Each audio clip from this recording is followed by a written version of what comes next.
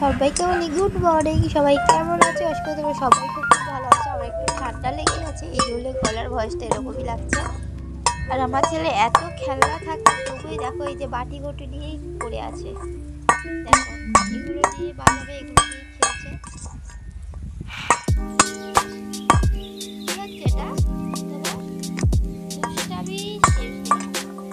তো গাইস আজকে হচ্ছে বৃহস্পতিবার, আমার স্নান করা কমপ্লিট। এখন ঠিক 9:05 বাজে। এর মধ্যে আমার স্নান করে এত দাঁত, ছেলের এখন দাঁত হয়েছে, শুধু বারে বারে যাকে পারে তাকে শুধু কামড়ে নেয়। ওর অবস্থা দেখো, আর চুল ধরে টানবে। বাবাই এত জ্বালাতন করে। আর যেটা বলছিলাম, এখন 9:05-6 হয়ে গেছে।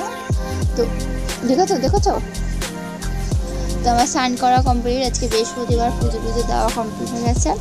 মানে স্নান আর পুজো, মানে স্নান করলেই তো তবে তো পুজোটা দেবো। পুজো দেওয়া হয়ে গেলে মনে হয় যেন অনেক কাজ হয়ে গেছে, কিন্তু রান্নাটা যে বড় ঝামেলা, তাও মনে হয় যে পুজোটা দেওয়া মানে শান্তি। আর দেখো ছেলের অবস্থা কি এরকম করে বেড়াচ্ছে। মানে এখন যত বড় হচ্ছে না তত যেন দুষ্টামি বাড়ছে। এখন 1 বছর পূর্ণ হতে পারলো না, যেন সে মানে 5-6 বছরের বাচ্চার মতন যেন দুষ্টুমি করছে। কিছু বোঝেও না, বললে বকাও যায় না, মানে সে অসম্ভব দুষ্টামি। উনুন ধরিয়ে দিচ্ছে সকালবেলা, ওইভাবে কেউ দেয়? আর এইদিকে ওর বাবা যেহেতু বাড়িতে আছে, তাই ভাবলাম আমি একটু সবজিগুলো কাটতেই থাকি। কেননা ওর বাবা যেহেতু উনুনটা ধরিয়ে দিচ্ছে, ওই ফাঁকে আমি ভাবলাম লাউ চিংড়ি হবে, তারপরে চিংড়ি মাছটা কাটতে হবে, উচ্ছে ভাজা হবে, মাছের ঝাল হবে বললাম। আচ্ছা, ওই জন্য ভাবলাম লাউটাই কাটি আগে। দেখো সেই জন্য আমি সবজি কাটতে বসেছি। আর আমার ছেলে আছে তার দাদুর কাছে, মানে আমার শ্বশুরমশাইয়ের আছে, যেহেতু কাজ হয়নি বাড়িতে আছে, ওই যে একসঙ্গে নিয়ে খবর দেখছে। তো ভালো, ছেলেও বেশ দেখি দাদুর কাছে বসে থাকে, একসঙ্গে বসে খবর দেখে। এরকম চুপচাপ যদি থাকে তো ভালোই লাগে, মাঝে মাঝে আবার বেতাই করে। ছেলে আর ছেলের বাবা আছে মানে আমার ছেলের দায়িত্ব পুরো তার বাপের ওপরে। আর আমি নিশ্চিন্তভাবে রান্না বান্না করছি, আজকে কোনো চাপ নেই, টেনশন নেই। তাই তো বাবাই একটু বলে দাও সোনা পাপা টাকা। এখানে উচ্ছে আর আলু ভাজা, এটা হচ্ছে ভোলা মাছের ঝাল হয়েছে। আর এখানে তো এই যে লাউ চিংড়ি করবো, তার জন্য এই যে চিংড়িটা ভেজে নিচ্ছি, নিয়ে লাউটা বসাবো।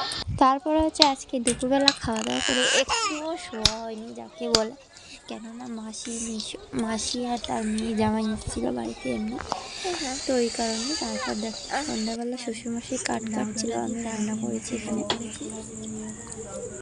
রান্না করে এসে দেখছি কি টিকটিকিটা কীভাবে আঁশলাটাকে ধরেছে, কামড়ে এসে পুরো মাথাটাকেই ধরেছে যাতে না পালিয়ে যায়। কি বুদ্ধি দিবে ভাবো, মানে চিন্তা করলে ভাবো। আর আমার ছেলে জন্য ভিডিওটা করেছে, ভীষণ ভয় পায় আসলে মানুষকে, মানে অত ভয়। দেখো এখন বাজে ঠিক 9:30, আর আমাদের খাওয়া দাওয়া কমপ্লিট হয়ে গেছে। এখন খাচ্ছি শাক আলু, মানে যেটা মিষ্টি আলু আর কি।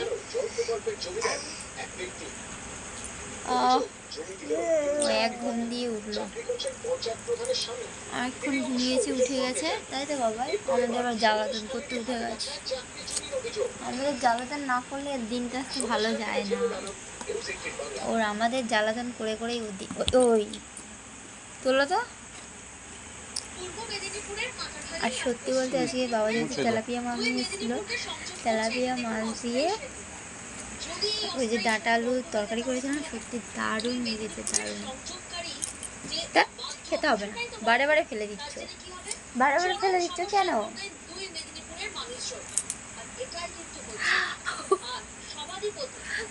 এর মুখে হাত দেওয়া যায় না, দেখবে অগর দেখো। চুল চলো, তোমাদের সবাইকে বলি tata, bye bye, good night. সবাই ভালো থেকো, সুস্থ থেকো, দেখা হবে নেক্সট ভিডিওতে। Bye, tata.